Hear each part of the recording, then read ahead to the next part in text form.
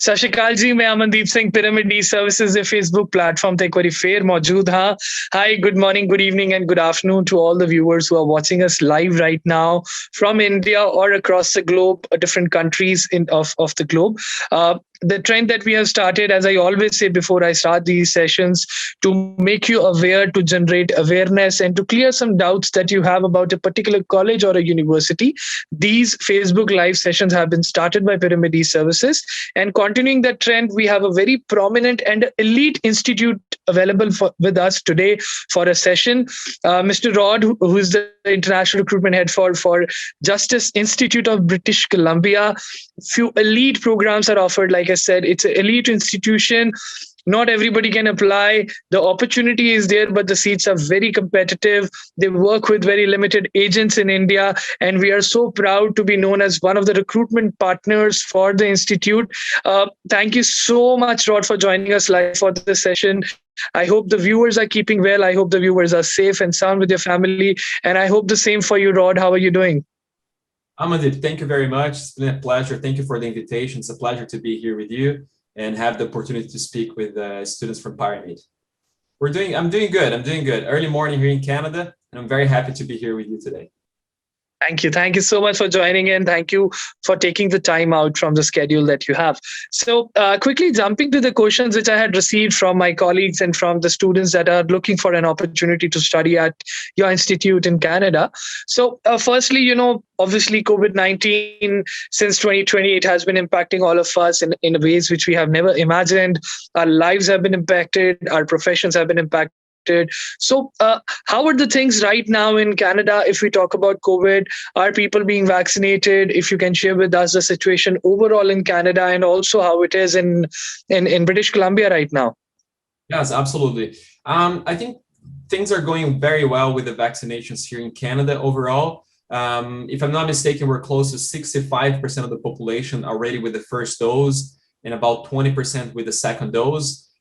Anyone over 18 is already invited to sign up and book a vaccination date. I already got my first dose, and recently the government of British Columbia has announced just a week ago what they're calling the restart plan. So by July, business will be open again, almost at full capacity. Indoor dining, music concerts will be allowed again. And then there's a gradual return up until September when the use of masks will be optional. And schools are planned to return to on-campus classes. So we're going back to campus before September, and hopefully if everything goes well, any international student is starting in September will be studying in Canada in class, which we know that's what everybody wants. Oh yeah, that's what everybody is looking at, and it's really a positive news that you shared with us. Also, the plans to restart the normal life that we used to have once. This all looks so unrealistic, like a movie that still a lot of time we feel that. Is it really happening? Is it actually happening with all of us? So talking about the situation in India, I'm sure you must be aware things got a little rough in last few months. We are recovering, but still not at the highest recovery stage. But the mortality rate or the cases have decreased, and mortality rate has got to a ratio where we don't see as number of deaths we were seeing once in last few months. But this situation impacted our industry once again, and from the professional terms, it was again very bad because the flights restriction came in place. Then the students' exams were cancelled, and lately, postponed, I should say. But lately, 12th exams have been cancelled for CBSE students. Students are unable to register for Ielts, and then the medical restrictions came in that all the medical staff members were asked to look at the COVID situation rather than working on the medical certification of the students. So the whole process went haywire for everybody. So how is Canada looking at this situation of India? Right? Do you see the things getting better in future in terms of the restrictions being lifted, or is it going to be there for a while?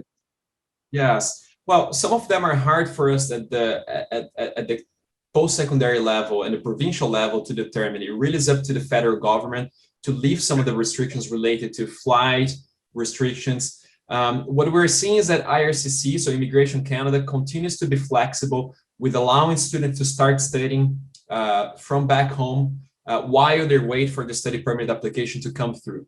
And once the application comes through, they are allowed to enter the country. There are some restrictions with direct flights, but we're seeing that also some students, they're able to enter Canada via a different route.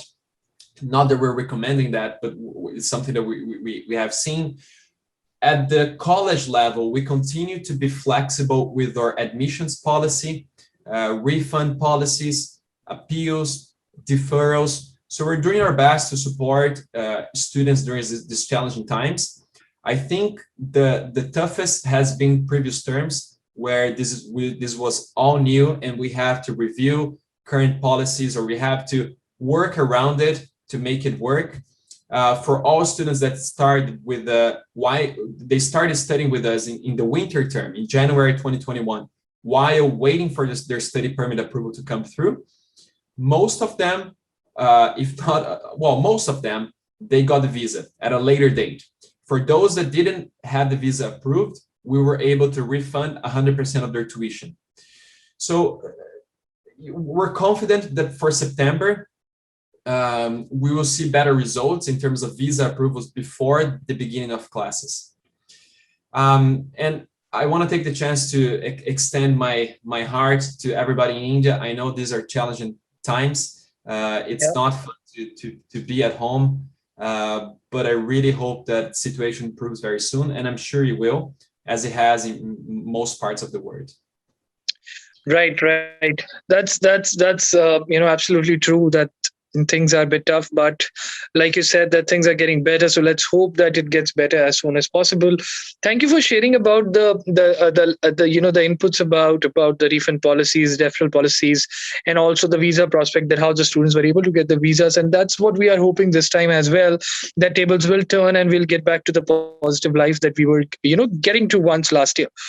So if I talk more on these policies, it would be great if you can share how JIBC is supporting the students in terms of these policies. I know it's a complete document and there are details involved, but if you can just brief us about the refund policies and deferral policies, that would be great.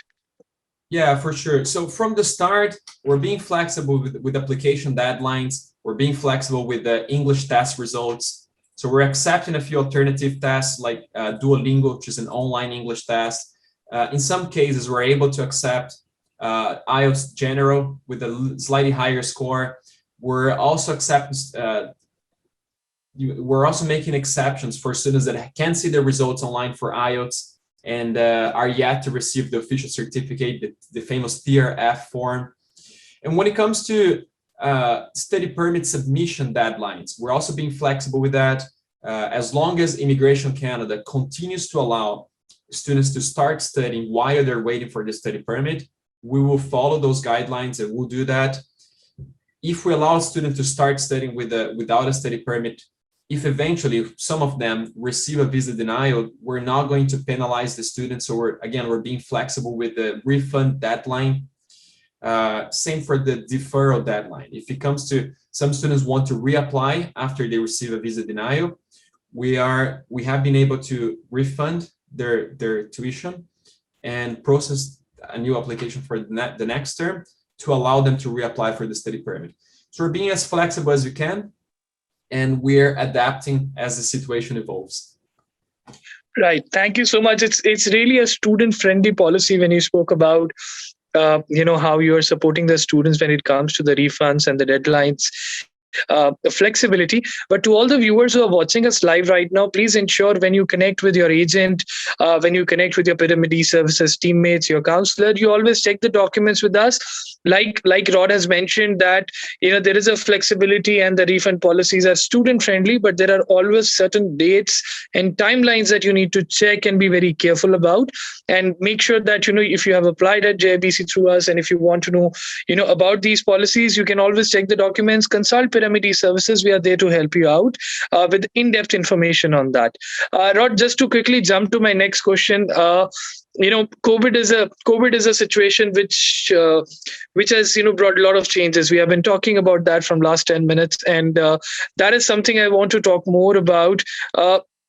how JIBC has changed itself. You have shared a certain things already with us, but every institution across the globe, say it in India, Canada, UK, Germany, anywhere, has brought in a lot of changes in their policies to support the students and to keep the machine running. So how is JIBC doing in that field? How is JIBC coping up with the situation? What student friendly approach has been carried out by the college? If you can share with us, that would be great. Yeah, yes, for sure. So right at the beginning of the pandemic, we were, well, working towards transitioning to the online world. So we had a lot of online courses, but not all of them. So there was a big push to create the best online courses, not just a regular. It wouldn't be just the transition from the in-class content to the online. We had to adapt a lot of the content. We were also able to offer an emergency fund for international students that were enrolled into our program, because right when it started, everybody was freaking out a little bit. Some people were losing their jobs, so we were able to offer an emergency fund for all our international students. What else? Once we transitioned all the courses, the second stage was to transition all the services, such as student support, writing center, academic advising, mental health and wellness support. So we did that. The library, we support students with shipping books for free to their home if needed. So if they are required to have access to a book that they can see in our library, but they couldn't go to the campus, we were paying for the mailing to have the book shipped to their homes, and several other flexibilities on our policies, admissions deadlines, study permit submission, conditional offer, and so on. I'm not take much of the time right now to go over all of them, but I'm happy to discuss at a later date. Right, right. I'm sure, because we have been in touch with you from a while, and you have been sharing all these things with us as well. There are quite a lot of aspects where the college has been supporting the students in these tough times. I have kept the best for the last. Those students need to know about the college in terms of the programs, eligibility criteria. But I'm sure you understand that the COVID situation has brought in new policy in place, and that's why these are the first questions which are there in the mind of a student. But obviously, the programs that are offered at the college, the location that it is at, and then the kind of admissibility criteria, I would say, in terms of academics, in terms of Ielts, or the additional language proficiencies which you shared earlier are quite flexible, or I would say quite convenient for the students. But it would be great if you can share with the students what are the programs offered at the college, what are the admissibility criteria, what academic background should I have, and also if you can talk about a little history of the college and the location as well. Yes, thank you, Amandeep. For sure. So the Justice Institute of British Columbia, or JIBC, we're located in the beautiful Metro Vancouver area. More precisely, our main campus is in New Westminster, just 25 minutes away from public transportation from Vancouver downtown.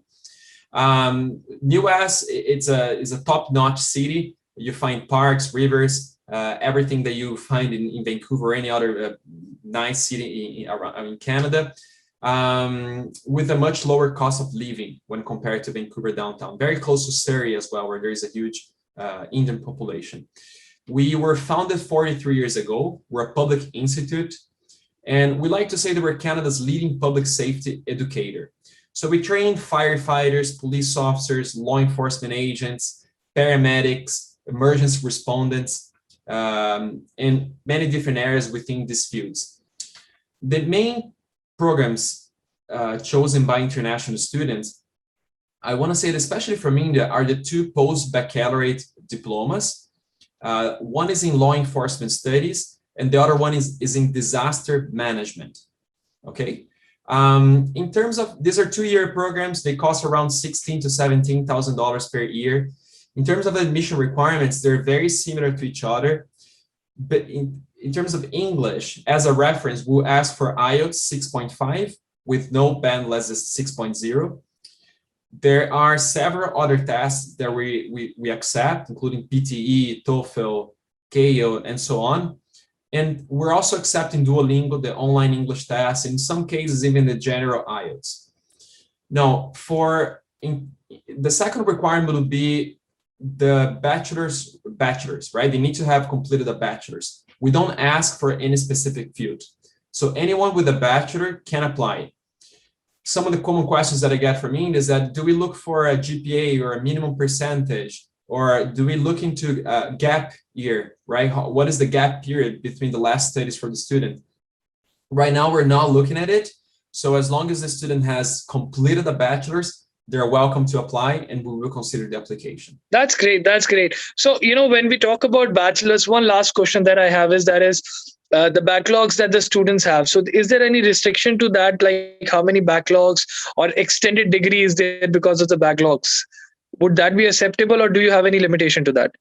It will be acceptable. As long as the student has completed the programs, we are not looking into the backlogs right now. Perfect. Thank you so much for, adding in about that. And like I said to the viewers, there is a lot to talk about, when you start talking about an eminent institute, an elite institute like JIBC, there are a lot of layers which come out. There are a lot of new questions in my heart, but there's a limitation of time which is there. So thank you so much, Rod, for joining us for this live session. Thank you so much for bringing in so many details about the college and also how the college is coping up with the situation. We are really hopeful that things get on a better side in the coming months, and September is an in-person situation. But if not September, January is the in-person situation. One last question that I have, if you can share with our viewers, what are the intakes that we have available, and if they are open, like if we have September, is it open or not? Is January open or not? If you can share about that. Right. So right now we only have one program open for September. It's the Post-Baccalaureate Diploma in Disaster Management. This program is scheduled to close on June 30th, so at the end of this month. Now, it's getting a bit late for the entire admission process. Even though we're quick, I want to say that usually in 2 weeks we're able to process everything. There's still the study permit application that might take a while. If anyone is interested and is ready to apply and has the funds, you're welcome to do so. Other than that, we're open for January 2022, okay? Mostly for the programs related to law enforcement studies. And in the future, as situations improves, gets better, international travels are permitted again, we will reopen our certificate in primary care paramedicine. This is also a great program related to health. It's just a 1-year certificate that has a co-op, a work term built into the program. It's closed for international students outside of Canada right now during the pandemic, but hopefully next year will be open again. Awesome. Can you just reshare the program name for our viewers? Yes, the last one? Yeah. The last one is called Primary Care Paramedicine. So these are for students that want to work as a paramedic in Canada, work in ambulances or hospitals or things related to it. Amazing. It's a great program. Let's hope that things get better, and it's also started soon. And on that note, thank you so much, Rod. Thank you so much for joining us live for this session and imparting so much information, such valuable information with our viewers. We really hope that things get better and our lives get to normal, and our viewers who are watching us, the students who are watching us, can live their dream of education in Canada very soon. And one last thing which I would really like to share with the students, yes, there is a situation where a lot of things are on hold in terms of medicals or biometrics or your application in terms of your examinations or your IELTS exam. But please be aware that institutions are accepting applications. Institutions are there. If you have all your documents available, please apply. Please make the deposits, prepare your file, get in the queue, because if you will keep on waiting, it is going to take more time than expected for your application, and you have to wait for much longer time, and that will increase the gap, and probably you are not eligible for that particular program that you're looking for if you take more time to apply. So it's very important to understand that the colleges are still accepting applications, like JIBC is accepting application for September's one program, but for January they are open for both the programs that they are offering for postgraduate diploma. So it's a humble request. Please don't wait. Be careful, plan properly, but you can always apply. There is still an opportunity to live your dream. Don't get confused with the 15th May guideline request. It said that if you apply before 15th May, you'll get your visa before August 6th. But that doesn't mean if you apply after 15th May, you'll not get your visa. You're going to get your visa. There's never been a situation where you apply and you don't get a visa. You always get a result. So that's a piece of advice that I have in the end to share with the viewers. As an agency, as a reputed agency, we are always there to help. The COVID restrictions have been, lifted a bit in few of the locations of Punjab, and we are open from 9 to 5 in most of our offices in Punjab, but 9 to 4 in Chandigarh. Delhi is still closed, but you can always contact us on the number that is shared on the screen. Connect with our, experts online and get your queries answered while being at home only if you're not planning to travel. But if you are planning to travel, please ensure you don't bring too many people. As an Indian, we always have a habit of bringing in too many people. Always bring the decision makers. That will help us to put as much as time with you and give you more in-depth information about your aspirations. So on that note, please stay safe. Please take care of yourself and your family. Thank you so much for watching us for this session. And thank you so much once again, Rod, for taking the time out of your busy schedule. Amandeep, my pleasure. Everybody, thank you so much. And we'll be happy to chat more offline. Visa for a better life.